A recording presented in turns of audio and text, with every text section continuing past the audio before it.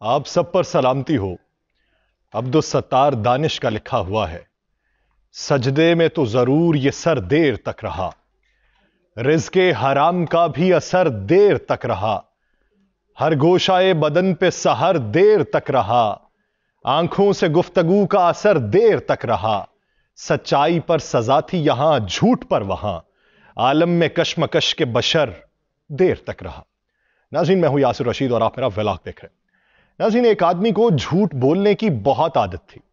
ایک دن اس کا ایک دوست تنگ آ کر بولا، میں نے دنیا میں بہت بڑے بڑے جھوٹے دیکھے ہیں پر تم سے بڑا جھوٹا نہیں دیکھا، لیکن کیا تم نے اپنے آپ سے بھی بڑا جھوٹا دیکھا ہے؟ وہ کہتا ہے ہاں دیکھا ہے. پوچھنے پر بولا کہ میرے والد صاحب مجھ سے بڑے جھوٹے ہیں. میں 10ویں کے امتحان میں 1 نمبر حاصل کر سکا تھا، لیکن میرے والد نے پورے گاؤں کی دعوت کی اور کہا کہ لڑکا 1 نمبر پر یعنی اول آیا. تو گاؤں کے اندر پوری دھاک بیٹھی تھی. تو مجھ سے تو بڑے جھوٹے میرے والد صاحب رہے. اسی طریقے سے پاکستان مسلم لیگ نون کے رہنما مصدق ملک صاحب نے کہا ہے کہ الیکشن سے پہلے پیٹرول مزید سستا ہوگا اور الیکشن کے بعد یقینی طور پہ پاکستان میں معاشی استحکام آ جائے گا. مصدق ملک صاحب نے کہا ہے کہ الیکشن کے بعد یقینی طور پر پاکستان میں معاشی استحکام آئے گا. ہمارے ملک میں اس وقت امید کا فقدان ہے. وہی امید جو 2008 میں دلائی گئی، وہی امید جو 2013 میں دلائی گئی، وہی امید جو 2018 میں دلائی گئی، وہی امید جو 2021 میں دلائی گئی، اور وہی امید جو اب 2023 میں دلائی جا رہی. وہ کہتے ہیں منتخب حکومت کو 1-1.5 سال مشکل فیصلے کرنا ہوں گے، اس کے بعد ملک ترقی کے سفر پر آگے بڑھ جائے گا. حضور والا، عوام ایک اور 1.5 سال کے مشکل فیصلوں میں پہلے ہی بری طرح پس چکی. اب تو انہیں کوئی ایسا مسیحا چاہیے جو اپنی اور آل اولاد کی فکر کے ساتھ ساتھ غریب عوام کا بھی سوچ ڈالے کہ میں نے اپنی آل اولاد کو اس منصب کے اوپر بٹھانا ہے تو وہاں پہ ایک چھوٹا سا منصب کسی غریب کے لیے بھی ہونا چاہیے. حضور والا، اب تو لوگ ایسے مسیحا کی تلاش میں ہیں جو راتوں کو گشت کر کے اپنی رعایا کا حال جان سکے کہ کہیں کوئی ماں ہنڈیا میں پانی اور پتھر پکاتے پکاتے اپنے بھوکے بچوں کو امید اور دلاسا دیتے دیتے تھک تو نہیں گئی. حضور والا، عوام کو صرف سستا پیٹرول نہیں چاہیے، بلکہ وہ بھی آپ سب کی طرح زندگی کی آسائشیں نہیں تو بنیادی ضروریات پر تو حق رکھتے ہیں. انہوں نے کہا، مصدق ملک صاحب نے، کہ سیاسی جماعتیں معیشت پہ اپنا اپنا نقطۂ نظر لے کے چل سکتی ہیں، ملک کی آمدن بڑھانے کے ذرائع بنانا پڑیں گے. نون لیگ کے معاشی ایجنڈے کا مرکزی نقطہ غریب آدمی ہوگا. ملک میں سرمایہ کاری اور بزنس کے لیے رکاوٹیں دور کریں گے. ہمیں یہ تو پتا ہے کہ نقطہ غریب آدمی ہے، وہی غریب آدمی جس کو چند ہزار روپے دیے گئے اور جلسے میں لانے پہ مجبور کیا گیا. مصدق ملک صاحب نے کہا کہ الیکشن سے پہلے پیٹرول مزید سستا ہوگا، لیکن ملک کی آمدن بڑھانے کے ذرائع بڑھانا ہوں گے. تو حضور والا، آپ الیکشنز میں غریب بندے کا نشانہ ٹھیک باندھتے ہیں کہ غریب بندہ 2 وقت کی روٹی پہ ہی مر جائے گا. غریب بندہ 10 روپے سستے آٹے پہ ہی خوش ہو جائے گا. غریب بندہ صرف دعوے، نعرے اور وعدوں کے اوپر ہی خوش ہو جائے گا. غریب بندہ اپنے علاقے کی سڑک بننے پر ہی پھولے نہ سمائے گا کہ اب اس پر اس کی سائیکل چلے گی نہیں، بھاگے گی. لیکن آپ فراٹے بھرتی گاڑیوں سے گزر جاتے ہیں اور آپ کو معلوم نہیں پڑتا کہ پیچھے آپ نے کون سا ماحول چھوڑا ہے. وہ جو لوگ چھوڑے ہیں، جس کو آپ نے یقین دہانی کروائی تھی کہ تمہارے حالات بہتر ہونے والے ہیں، وہ تو کب کا مر چکا، اور اس کے پوتے اب آپ کی راہوں میں اس وقت کھڑے ہیں اور آپ انہیں بھی یہ کہہ رہے ہیں کہ آپ کے حالات بہتر ہو جائیں گے.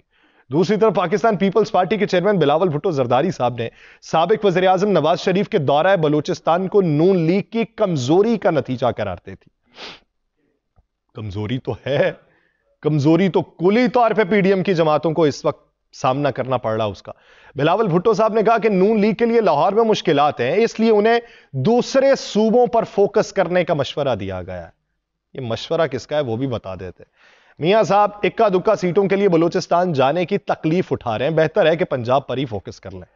انہوں نے یہ بھی کہا کہ میاں صاحب نے بلوچستان عوامی پارٹی کے سینیٹرز کے ووٹ لینے پر پاکستان پیپلز پارٹی کو بہت تانے دیے تھے کہ باپ کے ووٹ بہت برے. امید ہے کہ وہ اپنے موقف پر قائم رہیں گے. لیکن یہاں موقفوں پر قائم کون رہتا ہے؟ یہاں پر اخلاقیات کی سیاست کون کرتا ہے؟ یہاں پہ بھیڑ بکریوں کو ہانکا جاتا ہے. چیئرمین پی پی کا کہنا ہے کہ 15 ماہ نون لیگ کو بہت قریب سے دیکھا. وفاق اور صوبے میں حکومت اور اداروں کا ساتھ ہونے کے باوجود نون لیگ ضمنی الیکشن سے بھاگتی رہی تھی. بلاول بھٹو نے کہا کہ ان کے خیال میں یہ پہلا الیکشن ہونے جا رہا ہے جس میں پاکستان پیپلز پارٹی کی کسی ادارے سے کوئی لڑائی نہیں. آج بھی ایک فیلڈ بنائی جا رہی ہے لیکن پیپلز پارٹی ہر پچ پہ الیکشن لڑنے کے لیے تیار ہے. دوسری طرف انہوں نے پریس کانفرنس میں یہ بھی کہا، مشورہ دیا ہے کہ نون لیگ جو ہے اپنے بلبوتے پر سیاست کرے.